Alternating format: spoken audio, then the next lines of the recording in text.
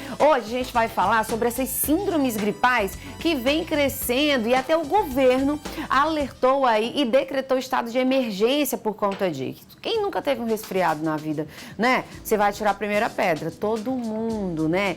Mas atenção principalmente aí a essas doenças respiratórias nessa fase da infância, né? Que podem ser leves ou até mais graves também. Qualquer pai e mãe fica super preocupado. Eu mesma fiquei super preocupado com o Rafael José, que pegou uma gripe aí que quase não passa. Acho que foi umas 2, 3 semanas, doutor Odilo. Deixa eu sentando aqui para falar com o doutor Odilo. Com essa gripe persistente, escorrendo o nariz, depois começou a espirrar. Eu disse, meu Deus, o menino tá espirrando. E aí depois ficou sem querer dormir, sem querer comer e a gente já fica com aquela preocupação. E daí veio aquela mãezinhas comentando no meu Instagram, meu Deus, já foi no meu filho, tá... Qual o nome, gente? Bronquiolite. Bronquiolite. O meu filho está com bronquiolite, o meu filho também está desse jeito. E daí eu pude perceber que era muitas mamães aí passando pelo mesmo problema que eu estava passando, né, doutor Odilo? E hoje a gente vai trazer esse tema junto com você aí, que você pediu, sugeriu. Hoje o doutor Odilo está aqui junto com a gente. Faz tempo, né, doutor? Que você não vem? Faz um tempinho bom já. Pois é, que bom que está de volta. É sempre muito bom receber você aqui.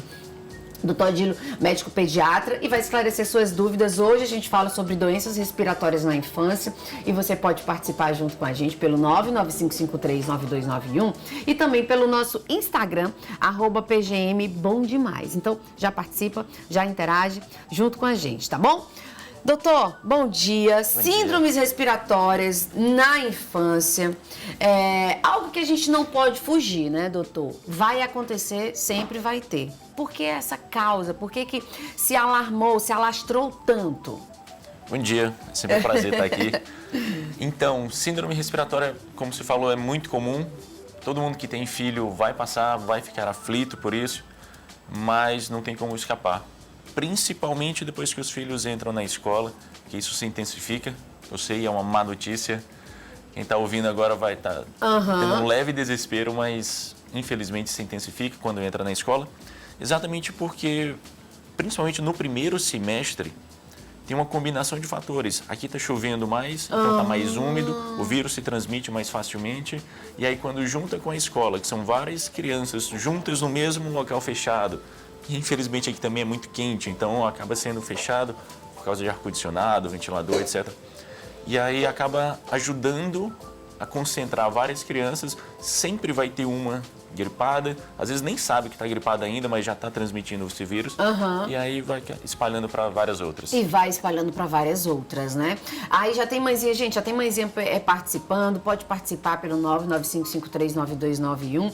E daí já vem aqui a pergunta que não quer. Quais as doenças respiratórias que são mais comuns, doutor? Por que depois ela vai se agravando aí, que teve esse surto tão grande de bronquiolite? O que aconteceu? Então, na verdade, mais comum é o resfriado comum. O resfriado comum, Exato. né? Dura de quanto tempo? Elas duram em média 7 a 10 dias. O grande problema é que muitas vezes fica uma secreção, um quadro inflamatório, uma secreção, mesmo após o quadro infeccioso propriamente dito. Você já não tem mais o vírus, mas aí fica essa produção dessa secreção, causando uma coisa chamada gotejamento pós-nasal, que é literalmente o catarrinho escorrendo para a garganta e provocando a tosse. Tá? E aí isso que faz com que perpetue esse quadro por 20, 30 dias. Gente, então não quer nem dizer que a criança ainda esteja com o vírus, mas ainda tem esse sinal de secreção pelo nariz. Era isso que estava acontecendo com o Rafael José. Ainda secreção. Aí é bom, é recomendável a gente fazer a lavagem nasal? Com certeza, tá? Se você não tem experiência ainda com esse sprayzinho, com esse jatinho de farmácia, mais fraquinho, mas que vale a pena você ir aprendendo a fazer com uma seringa, porque o volume é maior, não é a pressão, tá? A gente não pode botar pressão na hora de fazer a lavagem, mas com o volume maior a gente lava muito melhor e para poder tirar esse catarro que provoca tosse e também é um ótimo ambiente para o próprio vírus. Então você teve uma infecção, você teve uma gripe, aí muitas vezes a gripe vai embora, o catarro fica. Esse catarro é ambiente bom para um outro vírus chegar e causar gripe de novo, por isso que muitas vezes fica só renovando. Doutor, então quer dizer que aquela secreção que sai do nariz não quer dizer necessariamente que ele esteja gripado? Nem sempre. Nem sempre. Olha só, gente, que curiosidade. Essa é muito novidade para mim. É somente o finalzinho da gripe que tá indo embora. Normalmente sim. Sinal também de uma gripe nova que tá vindo? Não. Às vezes, assim, você tem aquele quadro, a criança fica mais molinha, tem febre, 5, 7 dias.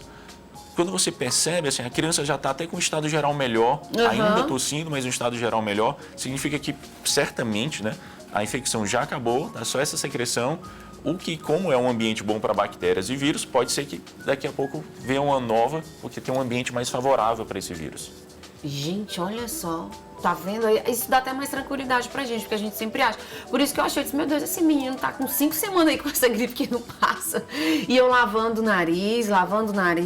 A gente lava tanto o nariz dele que já vai criando aquele hábito que eles mesmos já colocam a cabecinha, né, doutor? É impressionante. O Rafael José, a gente só tem 1 ano e 2 meses. E a gente tem esse hábito ainda, mesmo não estando assim, nesse quadro de gripe, eu continuo lavando o nariz dele. É recomendado, doutor? Se você tem experiência em fazer lavagem com a seringa, é ótimo. Uma vez ao dia, 2 no máximo. Vai depender muito se o ambiente também está seco, e aqui acaba, em alguns momentos do ano, fica muito seco também. Se não tem, vai com o sorinho de farmácia mesmo. Mas é sempre bom lavar todos os dias. Lavar todos os dias, né? Então tá vendo aí, né, gente? A dica de lavar todos os dias pode continuar, que é muito boa sim. Ó, doutor, com relação aos bebês, por que como saber aí, como é, minha gente, que ele tá aqui com esse desconforto, que vai ter algum sinal, um sintoma pra gente ficar atento? Porque realmente é muito difícil, doutor. Claro. O principal não é a tosse. O principal não é a febre. Não é? O principal sinal no exame físico que vocês precisam estar atentos, e todas vocês precisam, é a taquipneia, é o aumento da frequência respiratória. Tá? No bebê de até 3 meses, mais do que 60 vezes por minuto está alterado. Tá? No bebê de 3 meses até 1 ano, mais de 50 vezes. Por quê? Porque isso sem febre, porque às vezes a respiração acelera só pela febre. Mas o bebê sem estar chorando, sem estar com febre, e a respiração está acelerada, significa que provavelmente é algo que já está envolvendo os pulmões. Não é mais só superior. Isso é mais importante do que febre, isso é mais importante até do que a própria ausculta do médico. É o que a gente aprende no livro. Porque se está acelerado, tem alguma coisa no pulmão. Se é pneumonia, bronquite, bronquiolite, não sabemos, vamos saber com o exame, mas que tem alguma coisa no pulmão, e significa que tem uma indicação de você procurar urgência para ser avaliado. Para ser avaliado, né? A gente está vendo aí, né? Sinais aí que às vezes a gente se desespera e não consegue perceber. Exato. Né? E aí quando a gente vai perceber, já está um quadro mais agravado, como é a bronquiolite, que é o que a gente também quer saber. O que é a bronquiolite, doutor? Vamos lá. A bronquiolite é a inflamação da parte final, da ramificação mais terminal da árvore respiratória do pulmão. A gente tem os brônquios, aí se divide em bronquíolos, que são, principalmente no bebê, são bem fininhos. E aí quando a gente tem um quadro viral, a gente tem uma inflamação e o aumento da produção de secreção nos pulmões. Como o do bebê é muito fininho, ele obstrui muito fácil.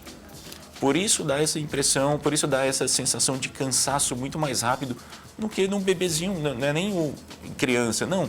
Bebê com mais de 6 meses não é impossível, mas é muito menos provável que ele tenha bronquiolite, justamente porque essa árvore respiratória já está maior. Depois de 1 ano já passa a ficar bem menos comum até. É, né, doutor? E quando a gente é diagnosticado, nosso bebê é diagnosticado, com bronquiolite, o que fazer primeiro? O que fazer?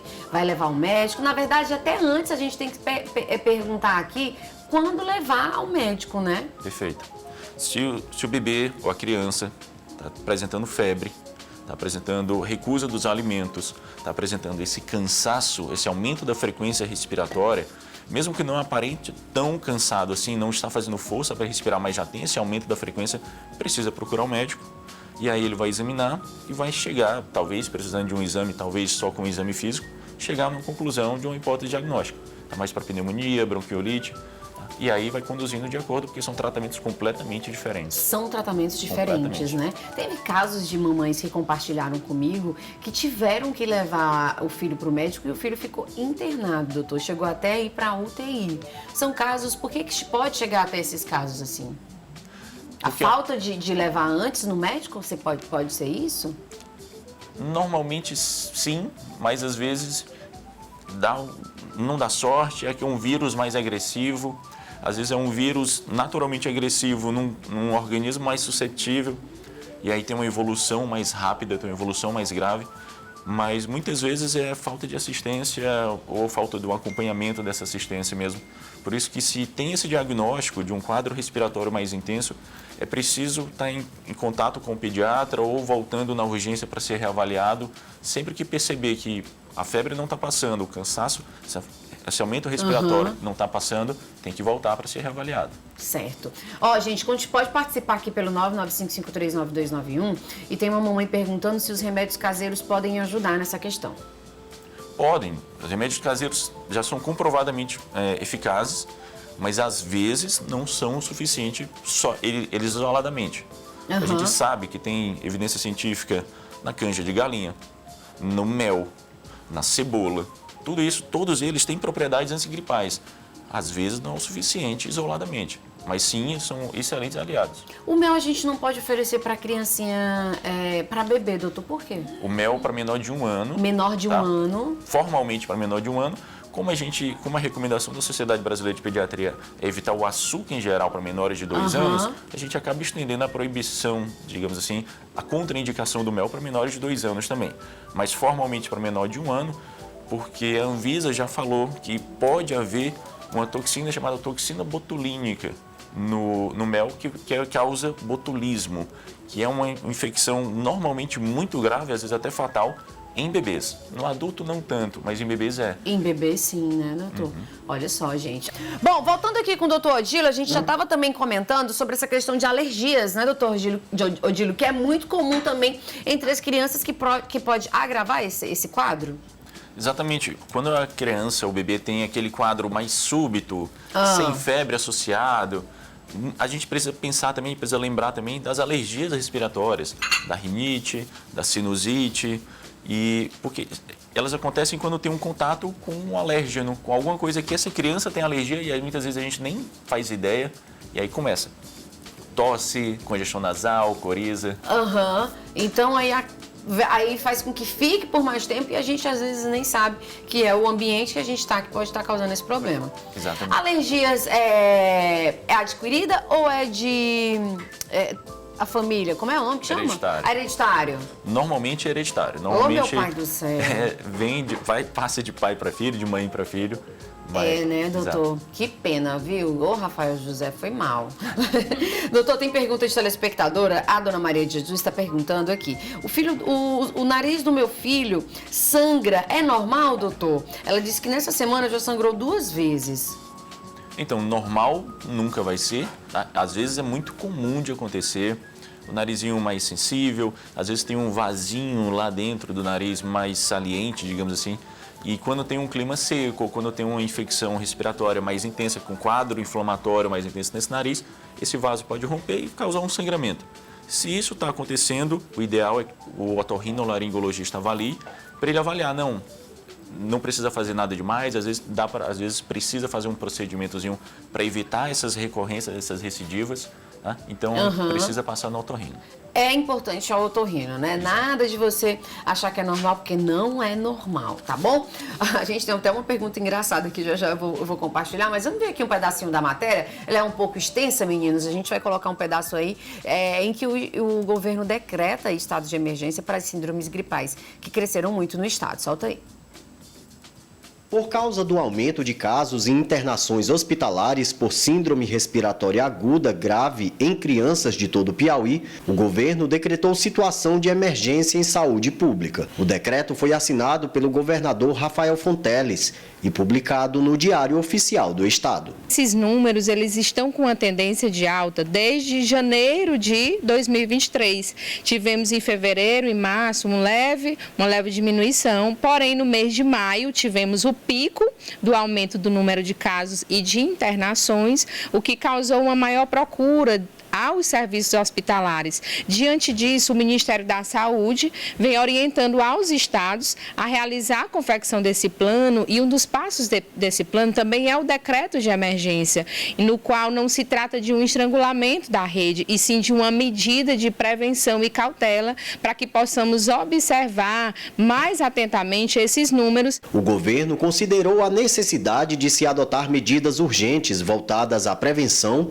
e controle das síndromes respiratórias agudas graves em crianças, bem como a aplicação da rede de atenção à saúde infantil. A estratégia de saúde da família, que é distribuída em todos os municípios, temos acesso a medidas preventivas através da estratégia de saúde da família, e em caso de internação temos sim leitos exclusivos para esses atendimentos, assim como a orientação à população, a orientação também através de profissionais qualificados. O governo do estado já havia sido informado pela Secretaria de Saúde do Estado no último dia 6 sobre o aumento dos casos na população infantil. Diante disso, houve a situação de emergência por 90 dias, podendo ainda ser prorrogado. São 3 meses que estaremos aí monitorando ainda mais. Já há esse monitoramento por toda a rede de saúde do Estado. A gente só trouxe realmente aí um alerta para compartilhar com vocês de casa, para já trazer também essa pergunta para o doutor Odílio. A gente viu que teve esse estado de alerta, e aí fica aquela pergunta: quando levar o nosso filho ao médico, doutor? Até o próprio médico disse: olha, não traga o seu filho quando estiver no início. E aí, quando levar? É complicado, né? Porque o pai e mãe ficam mais aflitos e a gente vai na urgência, muitas vezes a urgência está cheia. E aí sempre fica aquela dúvida: nossa, será se eu vou levar meu filho, ele não vai acabar pegando alguma coisa nessa urgência, né? Então, indicações mais comuns: febre persistente. Normalmente, dá uma certa raivinha na mãe e no pai, mas normalmente aquela febre que dura pelo menos 3 dias, que não foi febre alta. Por quê? Porque muitas vezes a febre está acontecendo, mas a febre é só um sinal do organismo de que tem alguma coisa errada.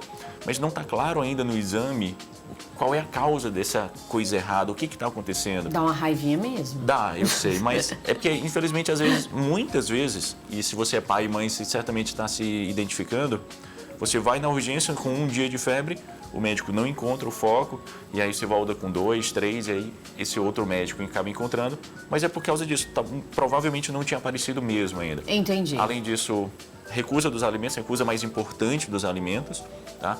E cansaço. Perceber a respiração acelerada, você tem que procurar. Tem que levar um médico, né, doutor Exato. Odílio? Tá aí, gente, olha, algumas dicas aqui para você, pra gente ficar mais atento aí com os nossos filhos. Doutor Odílio, precaução? Não tem, né? O que a gente pode estar aí vendo?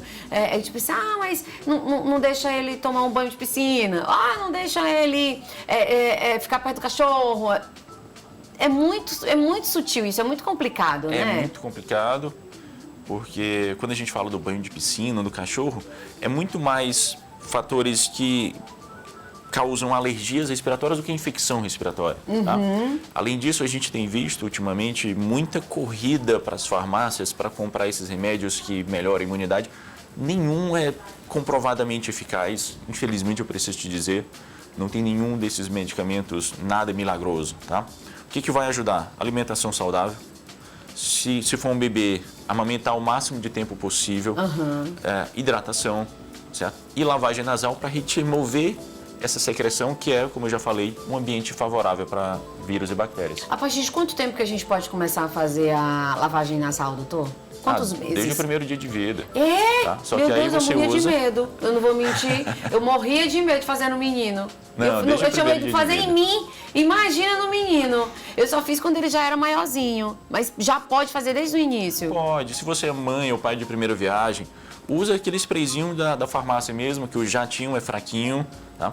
E aí, à medida que vai tendo essas gripes, o bebê vai crescendo também, você vai aprendendo a fazer com a seringa, que, como eu já falei, é muito melhor, mas precisa saber fazer, então começa com um sprayzinho de farmácia que você vai ganhando experiência. Tá aí. No mais, doutor, alimentação saudável, muita ingestão de água também. Com certeza. Água, né? Para os maiorzinhos aí que já bebem, que já podem tomar água. Agora, uma dúvida também que era sempre frequente. Quando a criança amamenta, precisa tomar água? Nos primeiros 6 meses, não. Não, né? Tá? A criança que apenas, exclusivamente mama. Aquela criança que toma fórmula, às vezes vai precisar, o que a Sociedade Brasileira de Pediatria fala assim, é uma decisão individual. Porque se tiver muita perda hídrica e aqui é muito quente... É muito quente, às vezes precisa, tá? Já depois dos 6 meses, depois da introdução alimentar, Água, precisa da água. Gente, Rafael José bebe muito, né? Ainda bem, sempre muito bem hidratado. Doutor, muito obrigado por você estar aqui hoje junto com a gente, né? Trazendo poucos esclarecimentos aí, mas no mais mesmo é a gente ter atenção, né? E tentar se acalmar, né? Porque às vezes a gente fica muito nervosa e acaba que vai levar logo pro médico, aí fica logo aquela coisa em casa toda. É tentar manter a calma também, né? Nessa questão. Sem dúvida. De novo, pai e mãe ficam muito aflitos mesmo. Mas, graças a Deus, na maioria das vezes é um quadro transitório, vai durar seus 5, 7 dias mais aflitos, mas depois acaba e fica tudo bem. E fica tudo bem, né? Então é isso aí, doutor Adílio, mais uma vez, muito obrigada. Eu que agradeço. Demora a voltar, não. Você demorou muito a voltar aqui dessa vez, viu? Tem que voltar mais pra gente falar aí. Esse é um tema sempre... Criança, na verdade, bebê é um tema que sempre traz muitas dúvidas, né, minha gente? É impressionante.